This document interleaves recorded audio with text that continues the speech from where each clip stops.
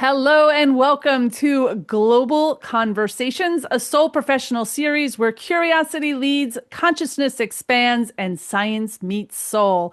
I'm Camille Miller, joined by my co-host Adam Guzman-Poole and Adam Dickinson. Together, we explore the questions humanity is finally ready to ask. Bridging worlds, perspectives, and ways of knowing. We're not here to provide answers. We're here to open portals to bigger conversations. So let's begin today's conversation, which I am especially excited about, and it's very meaningful to me because I'm joined by someone who brings a depth of heart, presence, and relational wisdom to everything he does. My co-host, or our co-host, Adam Guzman-Poole, who's a holistic relationship counselor, coach, writer, and teacher devoted to helping people live lives rooted in meaning, love, and authenticity. He is also the author of this Amazon best-selling book, Lessons in Love, which we will talk about, and his work beautifully bridges psychology, spiritual wisdom, and lived human experience. So, Adam, I'm really excited to have you on our show today. Joy to And be here. yeah, and I should mention that this is episode 3. If you're joining us here for the first time, go back and listen to episode 1 and 2, because the first 3 episodes are all about why we're having this show and all of us together as co-hosts. So the first one's the main one about me and the show and the Soul Professional brand. The second one is about Adam Dickinson. We got into his stuff. And this third one is our Adam Guzman-Poole. And thank you for joining us. So I'm excited to have you on. I have so many questions, right? Lay 'em on. Yeah. That's where we're here. That's why we're here. Yeah. So I'd We love to just start off with you telling us a little bit about yourself and how you ended up doing what you do in the world. Hmm. Well, that's a big question. Yeah, well, we'll start with the big So ones. okay, yeah. No what do they call it? Small talk here. This Yeah. is how's the weather? So where to begin? So my name's Adam Guzman-Poole. As you said, thank you for the bio. For me, I, all of my work really comes down to bringing the sacred into everything I do. So that's whether that be um, in my work as a counselor or a coach, or my work as a husband, a father, or a community leader. I'm always just like, how can we really reconnect with that energy bigger than ourselves, right? Yeah. Because especially in our super secular world that's often forgotten, what is that bigger, more beautiful energy that's always there behind the current, right? How I got to that place, it's funny. We had for those of your listeners who didn't see our episode with Adam Dickinson, and we joked about this the first time we talked. So Adam Dickinson is an FBI agent turned Akashic Records reader, which I'm like, oh my God, that's so great. And I'm on the other end of the spectrum because I went from like totally like rooted in spirit and then more into science and the other end of the world. So here my story kind of starts like I was born in London, Ontario, in Canada. I moved to the Philippines when I was like 1 years old.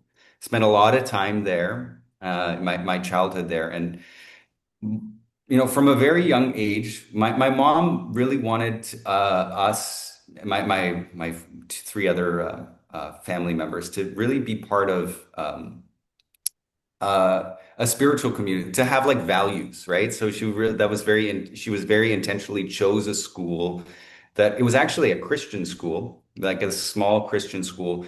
But I guess like, a lot of people don't there's kind of like a stigma towards Christianity because of, I think, how Christianity has been used in the world and like, actually destroyed indigenous cultures, destroyed a lot you know, a lot of sacred things in the name of the sacred. But this would be like like this was like people who were actually living the values of like, love, kindness, care. And I in that place there was a lot of faith. I saw faith healings. I saw, like people like really, I saw the power of the universe, God, divine, whatever you want to call it. I saw that power there from a very young age, Wow. and so that was beautiful. So that was kind of like that always carried with me. It wasn't like, does this exist? I'm like, of course it exists. I've seen it, I've lived it, and that followed me. And by when I was like 15, I started watching like some stuff on quantum physics and had a bit of a challenging upbringing up until like when I moved back to Canada, and that was a real culture shock. I was a little bit of a wild kid for a while because I think a lot of teams can be a little wild, but I was pretty wild, and I was that's another story in itself. But I met an indigenous medicine woman, a shaman, who like when I was 16, she like really took me and my whole family actually under under her wing and really kind of planted more of these seeds, and that's where I started seeing other openings to this metaphysical world through that gateway. Let me just Then interrupt you. How old were you at this yeah. age? How old were you? 16. Okay. Yeah. So Yeah. by like high school, Yeah. that's when you started going back Yeah. to this. Okay. Yeah. Well, I was like, I mean, yeah, well, I mean, like I said, I always had it, but that's when I kind of like, even when I was a crazy kid, I was still like connected to the sacred, but I was just like, I wasn't in high school. I dropped out. And so I was just living on my own in this one. So that's like I said, a whole other story that we'll get a different chapter of my life. But so I met this woman, and yeah, and that kind of like also got me deeper into this frequency, and then I was really on the spiritual path. By 18, I did my first Vipassana retreat, which 10-day meditation silent retreat. Did that for Whoa. about 3 years, pretty seriously. Then I went to the Amazon jungle, and I was there for Adam I was there for Dickinson and I are just like, holy crap. Adam Uh, D, you got anything to add? yeah, I was gonna say you put like the normal teenager to shame. While you were doing that, like 16, I was playing football and I had my nose in a book, and you're just kind of living yourself. Like it sounds like you're a full-grown adult at 16. Wow. Yeah, I grew up pretty fast. I grew up pretty fast. Yeah. I grew up very fast life. And I think just like circumstances made me have to. And so yeah, so that was that journey, and like So I you're said, I in the went. Amazon jungle. That's where So we I mean, ended. yes, That's where yeah. we So ended. yeah, Keep so I'm in going. the, so I'm in there. Yeah, I'll following the thread. So I'm in the, I have this like insight that I'm like, oh, I need to go to the Amazon jungle. I had this feeling like I want to just connect with these medicine people. So I followed that intuitive call and hunch, and I waited about a year before I like went and found some medicine people that I felt like safe with to go. Because I think a lot of people like go, they're just like, I mean, this happens a lot of times. People will go to India, or they'll go to um, or the Amazon, and they'll just like take anyone. But I followed a Yeah. very like beautiful lineage that was very strong. And yeah, so I went there. I was there for about three years. I mean on and off of the Amazon. Like I would be there maybe for like, 6 to 8 months of the year. The other part of the year I had a jewelry business in Canada that kind of funded my travels and extra my journeys to the Amazon jungle. And so I was doing that, and then as I was in the Amazon 3 years into my apprenticeship, and this is like a 20-year apprenticeship, that like because if you look at the medicine people, they are like the all go-to doctor, right? Like Yes. if you're depressed, they Yeah. have a medicine, they have a plant for that. If you have marital problems, they have medicine plan for that. If you're like physical, if you have cancer, I've seen cancer cured in front of my eyes. Like literally, they have a medicine for that. Like everything. Like there's a medicine for everything, and so like you just think about all the different degrees you need to get to do that, like right. So it's like they're the all go-to gawkers. So it's like 10 to 20 years, to like really, gain To that level of study. Yeah. mastery and understanding. So So you three went years. through this studying? Yes, yeah, for not the 20 years, not the Oh, 20 years. I went 3 years into my apprenticeship, and okay. this is where the bridge The br- happens. Okay. And I have this intuitive calling, like, shoot, I know this isn't my path. Like it just like knew it was like that. Oh, this isn't right for me. Like I knew that it wasn't right. I actually ignored it for, How old quite, were like, you?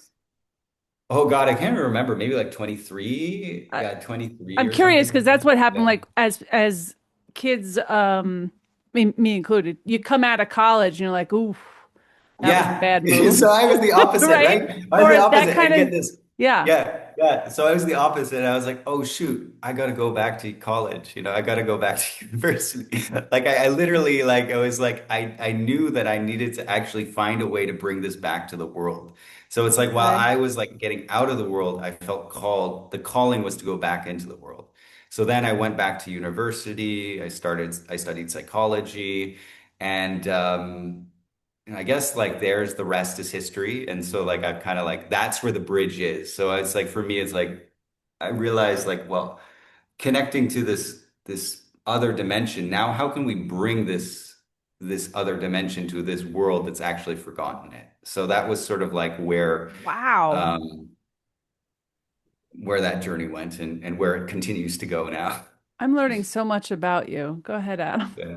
Yeah, so yeah, agreed, Camille. I thought I So knew my co-host, but apparently I Yeah. do not.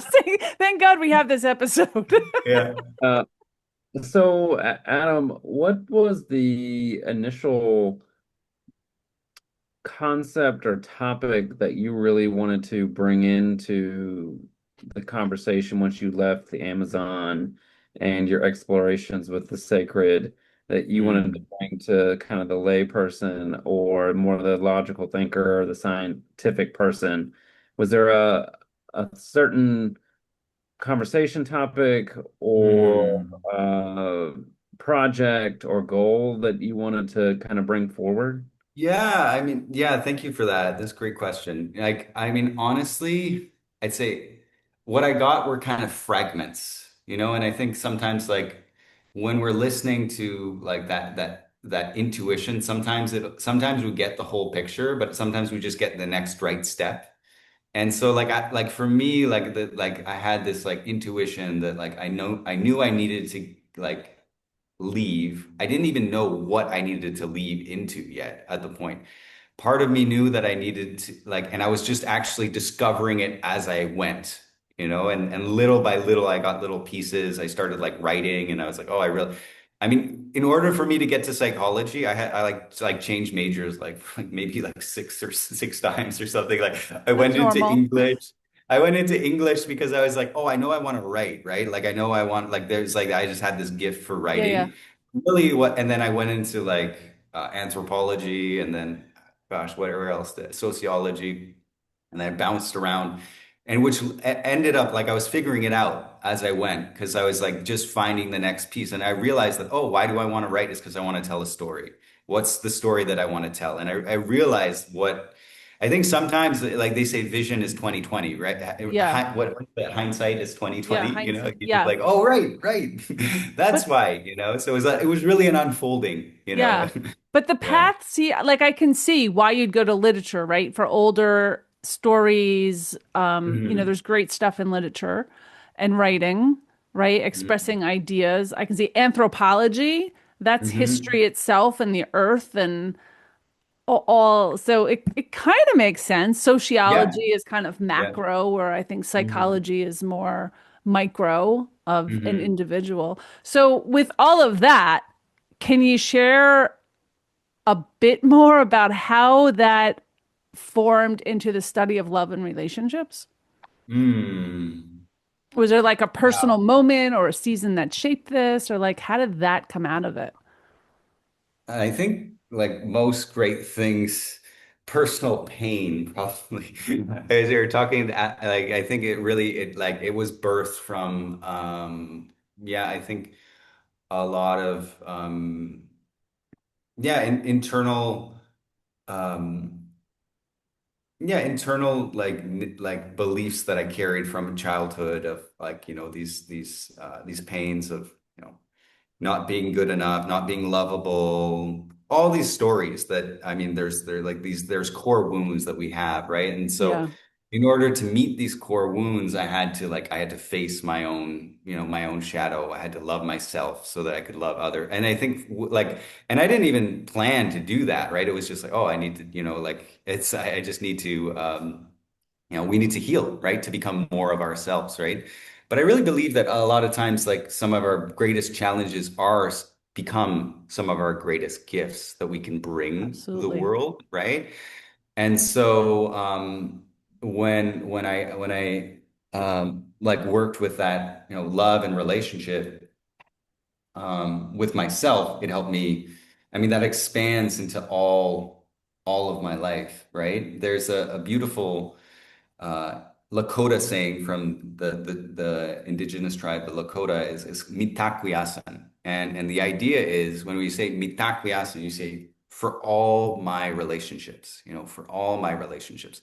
So there's this awareness that we're all interconnected, right? That how we relate to one thing is actually how we relate to everything, right? So if we're treating ourselves with kindness, with love, with compassion, we're going to treat our partners. We're going to treat the earth. We're going to treat our work with the same love and compassion. And it go every other area. Makes If I'm sense. treating my work with that, it just circles around, right? So, um, yeah, that's my short answer to that question.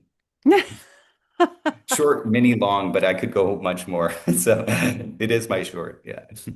Yeah.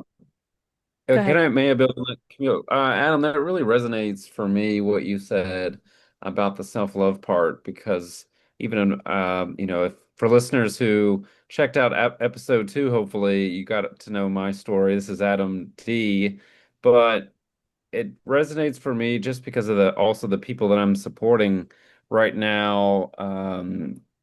And the self-love part seems to be missing a lot of Mm. times. And I'm curious, what how did you develop that? And what did that look like for you? Because I know for myself, I got rejected a lot, especially in personal relationships, and or people just kind of left for no reason, so to speak. I kind of felt like abandoned sometimes. So what is that? How has that self-love? What does that look like for you? Mm. Yeah, I think it's really a practice, right? It's a practice, and so often in our world we're looking outward, right? We're looking outward for whatever it is. We're trying to fill this void, right? We're trying to fill it with a relationship, with food, with our work, whatever it is.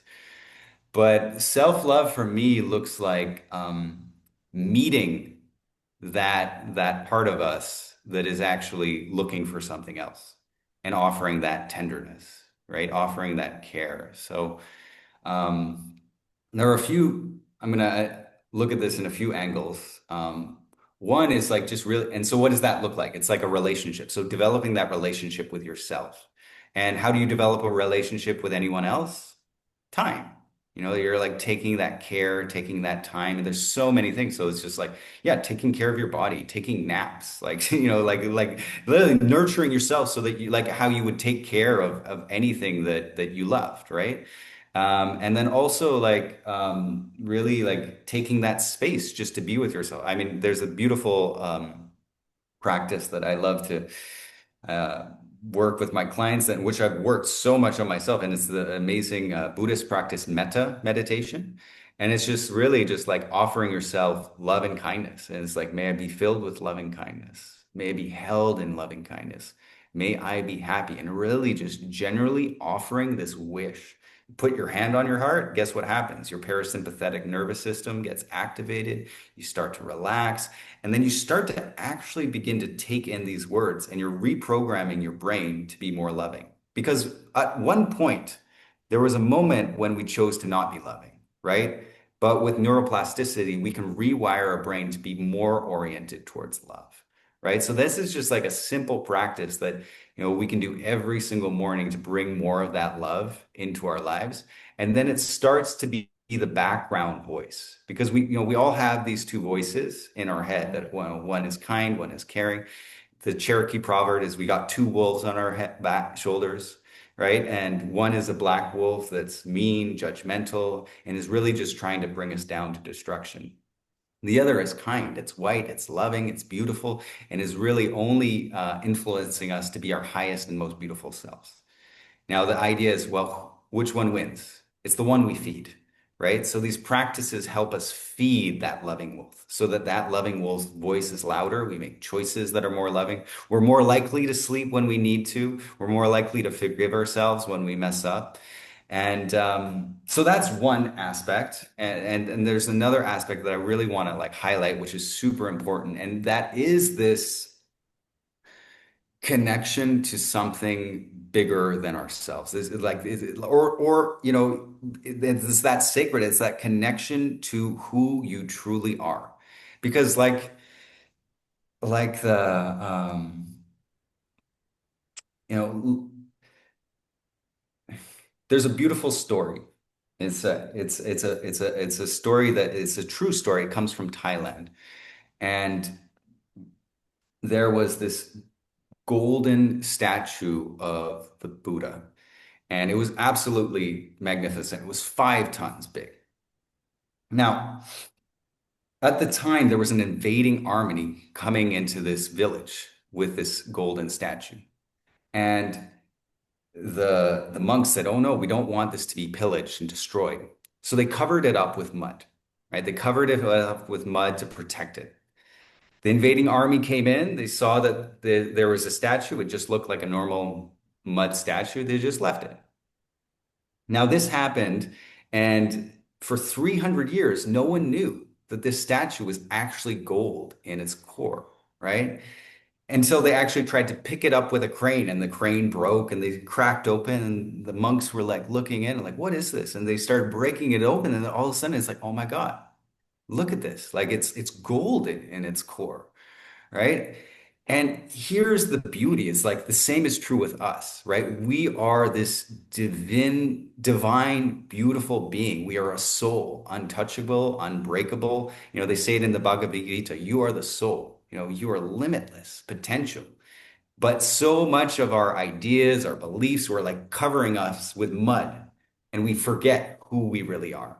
But when we remember who we are, this divine, beautiful being, like it becomes like love is just second nature because that's who we are. So it's just really remembering that. So really, I think one of the things is the practice, and the other is just that higher knowing that I am love itself. Like that's who I am. I am gold at my core. So there's my long version. So Wow. yeah. Is that also in your book, Adam, what you just Yes, I read? have that in my book. I have that in my book. Yeah. That So story. yeah, I have that story. It's a beautiful story. Yeah. Is there a pathway that you feel humanity today is being especially invited to deepen into right now? Like, I feel like there's also this uncovering, because I love that story, Hmm. right? And we're starting this like age of remembrance, like this awakening that Hmm. I feel is happening. But I'm interested to know, what do you feel is happening? Yeah, I feel like if you look at some of the time that we're in is actually a very powerful time. So if you look at many different traditions around the world, they've actually spoken about this time. So in the Vedic tradition, the Vedic Hindu tradition, they talk about the end of the Kali Yuga, which was the end of ignorance. That we just finished that. Oh, They were good. talking about we've entered the age of the Aquarius. The Yeah. Mayans talked about like the this end of the world, right? Like so many Yeah. traditions spoke about the end of times, but they weren't talking about the end of time as we know it. They were talking about an end of this age of ignorance. And now we're actually moving upwards. So like we were like, so which kind of gives us some like hope because basically like we've actually like we're moving up. Even if we look at the world and we look at the news, we're like, oh my gosh, really? It doesn't look like we're going up. It looks like it's worse than it was. But how that works is just think of it like everything is kind of crumbling and there's Yeah. smoke coming up and it just looks so chaotic. But what's actually happening is literally there is something new is being born. So we, as you talked about this age of remembering, like we are all remembering because at the same time that we see like so much chaos and destruction in the world, we see amazing scientific advancements. We see Yeah. amazing people waking up, like where a lot of scientific wisdom, scientific knowledge is kind of meeting ancient wisdom, and they're basically like kind of science and soul are really kind of merging together because we're realize, hey, we're actually talking about the same thing. So it's I for me, I feel like it's a beautiful time to be alive, and at the same time it's going to be a challenging time to be alive for us who are on the forefront because it's still things are breaking apart. So, and when things are breaking apart and new things need to be born, and just as new things need to be born, if you think of if you've ever gardened before, I love gardening metaphors because I'm a gardener, right? So like like whenever you're clearing out the garden and just starting it out, it's a lot of work. You know, Yeah. like you have to pull out a lot of weeds, you got to pill up some sod and in order to clear the ground so new things can be born. So we're going to have to do a lot of clearing, weeding out of some old ideas, old beliefs, both personally, and which I feel like a lot of us are doing, and as a society and a whole. So, Wow. Um, your work models a grounded and embodied masculinity that feels very refreshing. How do you define healthy masculine presence in relationships? And what do you think men are being asked to reclaim or release right mm, now? Yeah. yeah, that's a beautiful question, and I think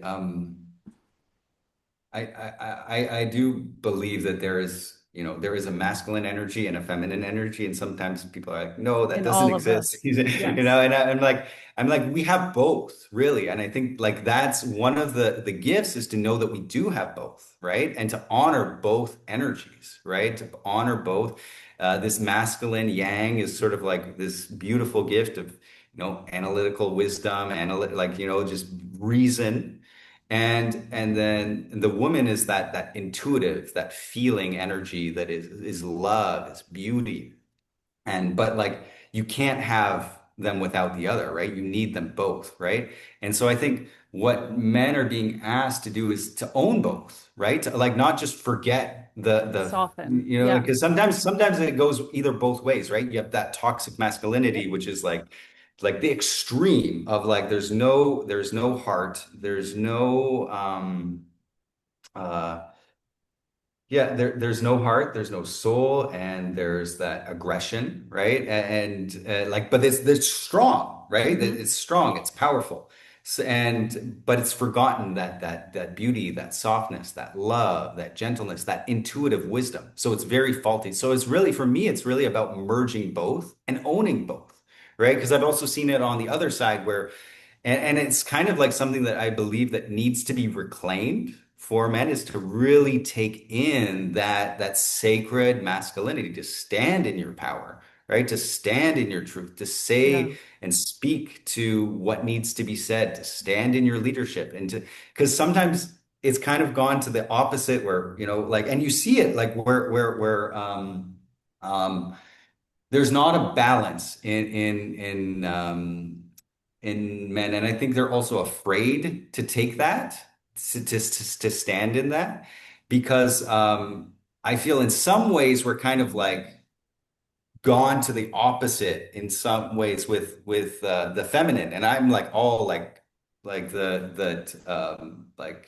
gosh, I was raised by three women. I'm from a single mom. Like I love like I but but it's like we've gone to that extreme where women take so much masculinity where they can't be in their femininity, right? They can't Absolutely. relax. They can't do that. So it's finding that balance is really for me what it comes down to, and like knowing both, and but like not being afraid to stand in that strength, that power, that wisdom that is part of the masculine. Yeah. So when you work with people, we'll talk about your work and then we're going Yeah. to talk about your book. Yes. So when you work with people, what does that look like? Is it always one-on-one? Is Mm. it group? I know that you're starting a program around your book, so if you'd rather talk the other way. Mhm. But what does it look like when someone hires you? Are they looking for more self-love? Like what is their pain Yeah. point and how are you helping that? Yeah. I mean, it is a bit of it is a bit of both, right? Because like sometimes people are like, oh, I know I just need to like love myself, right? I know I need to take care of myself. I have like, there's that inner critic, there's like perfectionist tendencies. I got a lot of self-doubt, and I know that I need to love myself. And I know, and so like we'll work in that way. And at the other end of the spectrum is like there's people that like are struggling with their partners. They're struggling with their kids. They're struggling in their relationships with others. And so that's actually, a lot of times that brings up, it's quicker to come because usually with, social scientists have found that the greatest cause of stress in our lives, it comes from interpersonal conflict. So that's a big pain, right? So, and you want to be in harmony with the people that you're with. So that, I mean, and pain is a good, can push us to do what we need to do, right? So helping people with their relationships with others is a big part of my work and how people find me. And it's funny too because we always start though with the self, right? Because like that's like even if it's with others, we have to first start. There's so many techniques that we can do, right? That will help ease your relationship, and those are great. But if you haven't worked on the healthy self core, then you're going to find those challenges outside, right? So we always got Yeah. to work inside first. Yeah. We mirror who we are. We attract who we Yeah. are. I found that Yeah. when I was married for 22 years and then divorced and thought, well, the best way to do this is just get into another partnership. Well, that Mm. was the biggest mistake yet because I kept attracting the same type of person. And there Mm. was a point where I just went, the only way to fix this is actually to love myself and start to do the inner Mm. work. And whoo, what a difference. But it was also recognizing my piece of it, Right. right? And letting Um, go all of the feelings and the tension and the self-love is everything. Like even now, if I'm having trouble in business or sorry, I don't think I'm good enough, like it's always like, okay, that comes from me, right? mm. That's Mm. self-love. But it's a hard thing to identify, I think, first. Now I know it, Mm. right? If something's Yeah. off, it's probably me.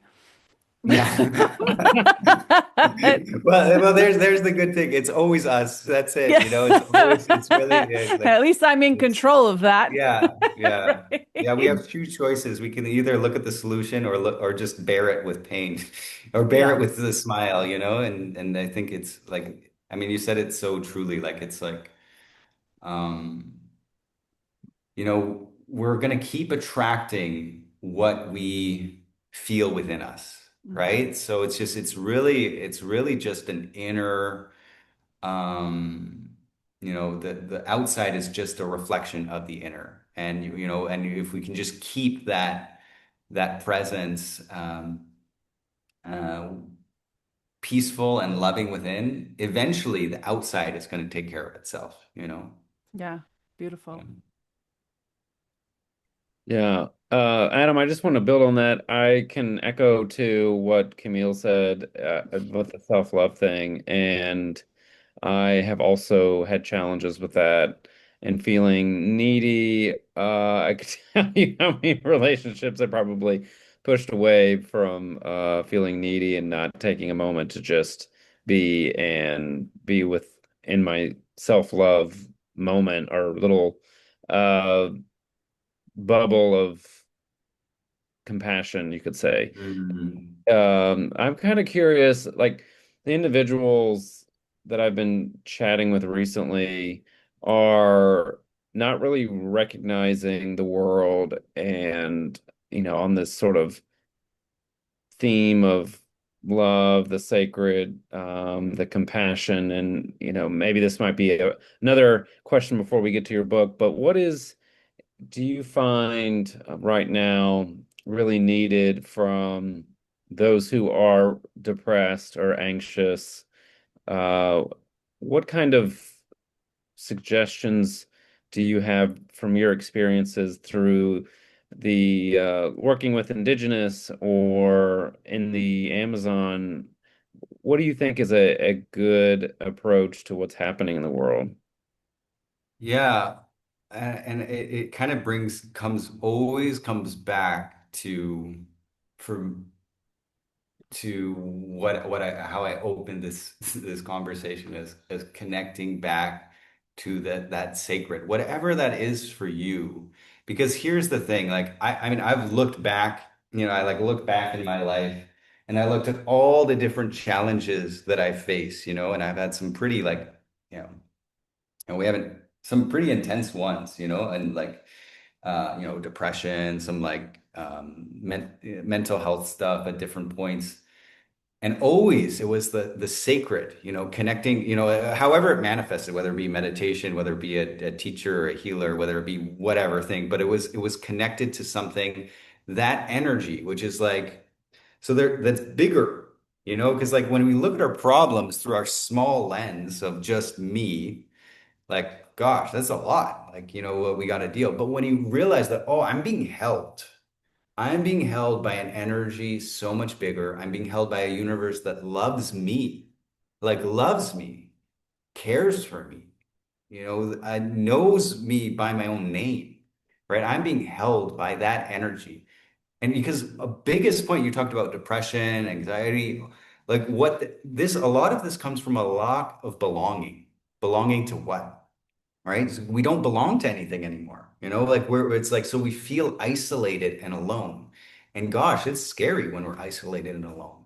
But when we realize, hey, we are never alone. Even if I'm hidden in the Amazon jungle, I know that there's an energy there holding me, loving me, taking care of me. So when we realize that, that is really like the biggest thing that we know, and if we can really find that awareness that we are being held by something bigger than ourselves, then gosh. And I mean, for me, it's connecting to the sacred, but for others, that might be harder to like, like if it might be harder to connect to an energy like the divine, the God, universe, whatever. Okay, then find it in nature. Realize that, hey, you're sitting on this planet that is basically coming here and supporting you. Like everything you look around is actually comes from something that has given its life to you. Like it's given its life so that we can be on this computer to get together. Like there's like all these countless gifts that have been given. It's because we are connected to something bigger. So it's remembering our belonging to this universe in some way, however we can do that. That for me is like one of the biggest points to like help with that Mm. pain that a lot of us are feeling. Yeah, that's a mic drop moment. Yeah. Boom. Especially for me. And yeah, I think I'm gonna use that, Adam, when I'm talking to other folks. I mean, like, Please, please. share that message for sure. We need it. Like it's like everyone, let's belong to something. Come back, come back, come back to that. Like we are being held. Like remember that, we are being held. So yeah. Oh, you're muted, Camille. Sorry. I want to brag about your book. It's Yeah, called please brag away. Lessons on Love. Of course, my lights are doing it. Lessons on Love. Here, I'll read it. Sacred stories on relationships, balance, and becoming your authentic self. You can find it on Amazon. That's where I found it. Yeah, thank you. I can't. Whee! I can't get a good one, but you get the idea. We'll also have the link in the show notes. But Adam, tell us what we need to know about this book. I love the, there's so much in this book. Yeah. There's so much in this book. I am not all the way through it.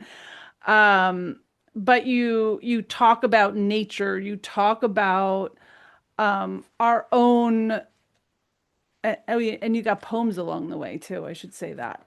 Um, it's tell us about your book. Yeah. There's so much in Well, it. it's about love. It's about Yeah, love it's if you about haven't figured love. that out. Yeah, it's yeah, I mean, for me, this is the kind of like takes us through these. I have this framework called the five pathways to love, and it takes us through these different pathways, right? And it's Yeah. like one, loving with ourselves, extending that love out in our relationships. And I have nature there because that's another place where Yep. it's we relate to nature as well, right? And extending that love even further, to the people we might not love, because I feel like really this is the medicine for our times. Is really like love is really what we need more than ever. I agree. Compassion, kindness, understanding. Because what do we see in this world today? We see a lot of us versus them mentality, people Yep. head to head. Everyone thinks that they're right. And what we need to do is like start, seeing another person's perspective and coming from that place of love. And this doesn't mean that love is also fierce too. Like love doesn't mean like, oh, well, I love you and I'm just gonna like, lay down. Like love can be on the picket lines. It can be doing a lot of radical things, but we need to come from that energy because like what and that's really the point of the book is really like when you talked about metaphysical, like everything that we do is going to reflect into the world, and that's actually like the book is like the opening line is metaphysical for all our relationships, because like really when we can extend this love outward, it's going to have these extending ripples into the universe. And what is the world that we want to create? Ultimately, at the end of the day, we want a loving world. We want a peaceful world. We want a kind and caring world. I mean, at least me, I think. I think all of us, Most yeah. people, most people, we Most people. want that, right? And so how are we going to create that world, right? And it's not going to come from like that energy of aggression and violence, right?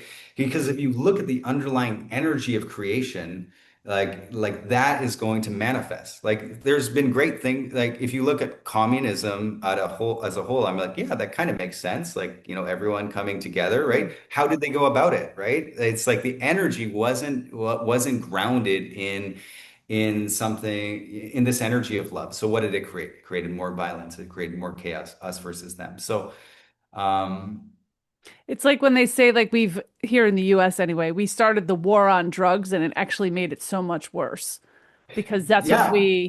right? So and we tend to do this a lot in the US. We fight against things and make it so much worse because that's where our focus goes. Yeah. Instead of Yeah. what we want, we focus on the bad thing. And I think that's And what you're saying. Yeah. yeah, and it's like it's a law. It's actually a law in like quantum physics, like where it's like whatever you focus on, Focus it on actually grows. grows. Yep.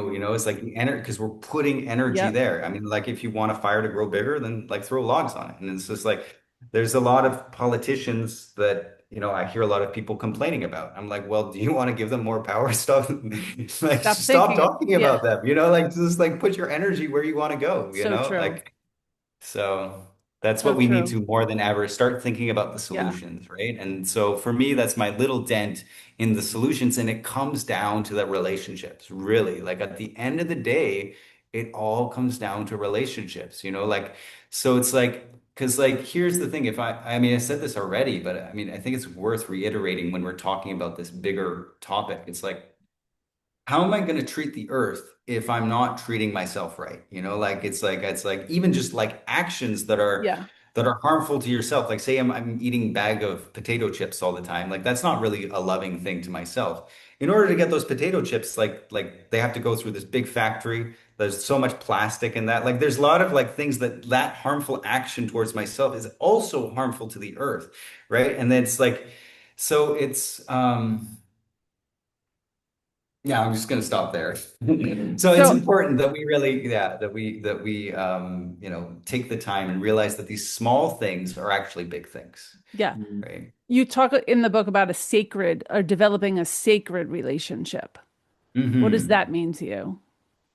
A sacred relationship. Yeah. I like the way that came out for me, just so you know where my head Yeah, was. Like we yeah, live yeah. in a culture of speed and distraction and disconnection and all of this that's happening. But what does it mean to build a sacred relationship in a world that's often rewards the opposite, right? We Mm, focus on all of the other stuff that's happening. yeah. I mean, a sacred relationship, if you look at the word sacred, it's really it's an interesting how it comes together. It Latin, it means to sacrifice, like to sacrifice. Like so sacred is it comes from to sacrifice. And sometimes we might what sacrifice? Like we might be afraid of that word, but if we just kind of zoom in and or on it, or am I zooming in or am I zooming out? But so if we look at that word for a second, and it's like, well, what to sacrifice? That is like I'm actually like I'm giving up something. I'm making it an offering. Like in Yeah. Bali, there's this. So I live in Bali most of the year, and it's a beautiful culture where every day they make these beautiful little flower offerings. So like they're made out of coconut and they put all these beautiful flowers and they light incense in it and then they give it. They give it to the altars, they give it to the nature and the land, and you'll just see these beautiful flower offerings all over. Mm-hmm. They're gorgeous, right? So these are like, this is what you would call an offering. It was a sacrifice. It took them time to build it. It took them time, but they were connected with love. They were conscious about like reaching out and giving something. It's this idea of reciprocity and giving something. And so for me, when we to make a relationship sacred, it's like it is literally like it's coming to that place of offering. Like, you make your life one beautiful offering, this act of service, this act of love. And then ultimately life becomes sacred. It becomes beautiful. But if you look at nature, that's what nature does. It's constantly just giving to us, right? And it's like literally it's one act of giving and so, and receiving at the same time. So it's like this, like realizing that in giving, there is receiving, in receiving, there is giving. And so it's just keeping that energy flow moving. I'm going to give one more plug for your book, and I'm going to ask you an ending question. So, this book, Yeah.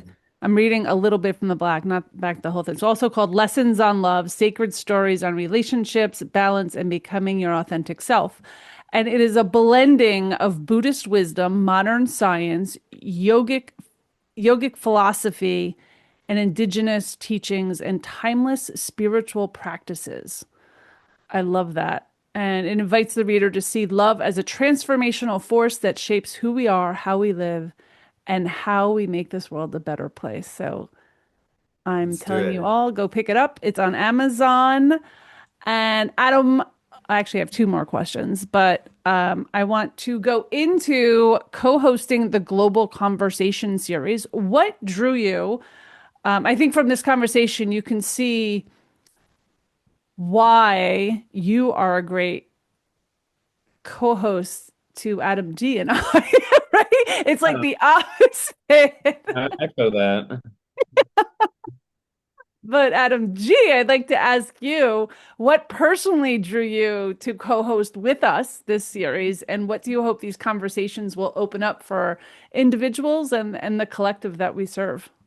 Yeah, well, thank you for that, Camille. I think what what drew me to this conversation was that vision that you held, Camille. Like when we first met, you talked about this vision about uh, professionals bringing the soul back into business, bringing that energy back in and like as a force for change in this world, right? And that just inspired me because I really see that, especially nowadays, like business can be used as a force for change and to really bring that love, bring that light in a world that really needs it more than ever. So, I think that's why I was drawn, and I'm excited to explore these big conversations so that we can like just open that door up just a little bit, so we can shine a little bit more light in this world that really needs it more than ever. So, Mm. I love that, Adam. I echo that, and I think that complements hopefully what I said in the second episode. But for our listener too, how are you seeing from your perspective, like what is the vision of a soul professional to you? How was from your experiences, how would you define a soul professional? um, Because I would just to give context where I'm coming from, like for me, as Camille pointed out, I don't say I'm opposite for you, but definitely different path to get to the same mhm. sort of place to kind of Confluence. Yeah. yeah. And so like my ideal listener, if you will, or what I'm bringing to the conversation is definitely heavy logic, but they're turning inward, and Yeah. that soul professional is coming it from a very structured, masculine energy, um, maybe trying to release some of that heavy energy. But curious, like, yeah, what does a soul professional look like kind of going forward for you? Yeah, well, I feel like we're all bridges, right? We're all bridges to that, right? It's bridging the science and the soul, not favoring one or the other, and just realizing that, like, hey, we're in this together, and like, Adam, you're on like one end, like like you have like beautiful gifts that I don't have, and I have gifts that you don't have, and what a gift that we can come together. And I think that's what it is like really collaborating together and seeing that like bridging that science and soul, bridging that science and spirit together. And ultimately, at the end of the day, moving towards creating what it is that we really want, right? And like moving towards that world, because like I said in the previous question, is like business is really like the world is run by business, right? So it's like it's one of the greatest ways to create change is to start a business, right? It's like, and so like how can we use business as a force for good? Like, let's do it. I That's love that. I love yeah. that. And I think through the three of us, we actually probably bring in different audiences, which I think is the beauty of the three of us. And Adam D, you are very logical, but you have that whole Akashic Records things for people who didn't hear episode 2 yet. A very unique gift that Adam G and I don't Yeah, have, right? yeah, you got This to read whole that book. other realm that you can tap into. And yeah, so I think the three of us together bring in different people. And yeah, for me, it's the business and the logic that Mm, I love. And obviously, encouraging or inspiring people to bring their gifts to the world and knowing that there is a world. Because it is my belief, and I probably said this in the first episode, that the way of the future, we already know it's heart-centered. We already know that that is what is changing, and there's going to be a more collaborative way. But I do believe that's going to be entrepreneurship, but small, mm, micro, what I call micro entrepreneurs. And we're going to be hiring each other through contracts, not employee based. And we're going to be moving around the world and just helping each other. So I feel like soul professionals will be hiring soul professionals as contract workers to help each other. Like if I needed an IT thing or my Akashic records done or help with love or, you know, editing a book or publishing, like those are the people I'm looking for because they already get me. That's the biggest. mhm. Adam, did you have something to add? Yeah, no, I mean, no, you kind of just said it beautifully, Camille. I think, yeah, very on point. Awesome. Adam G, all of our stuff will be in the notes, but if someone wanted to get in touch with you, what's the best way to do it? Yeah, so you can find me on lessonsonlove.org, and that's the best way. And schedule a call or just connect Okay. with me there. Okay.